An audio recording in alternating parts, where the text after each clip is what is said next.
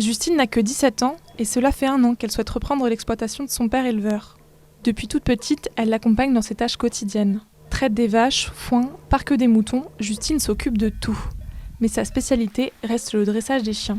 Élève au lycée agricole à La Motte-Servolex, elle souhaite, une fois son bac en poche, poursuivre une formation dans cette voie. Dès le plus jeune âge, il faut les mettre en contact direct avec les moutons. Et il faut vraiment l'élever comme un mouton en fait.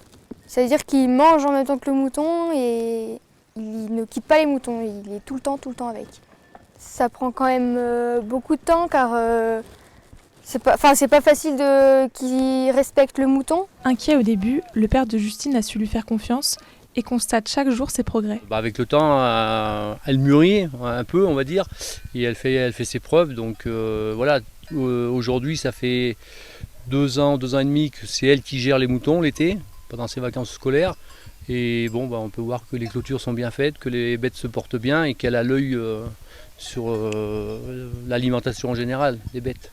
Ma plus grande crainte, c'est les difficultés. C'est-à-dire que si elle continue, par exemple, en production laitière et en élevage ovin et caprin, ça fait quand même beaucoup de travail. Faut pas regarder ses heures.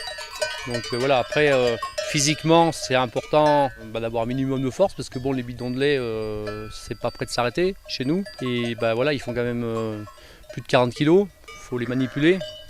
Mais je pense que c'est surtout une question de volonté.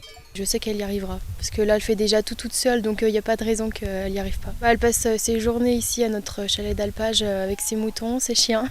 Elle aime bien être seule. Après, vu qu'elle a un caractère assez fort, je pense qu'elle peut très bien s'en sortir toute seule.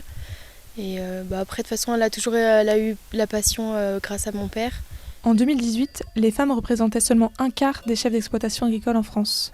Même si ce milieu reste encore très masculin, Justine entend bien vivre de sa passion, en dépit des a priori.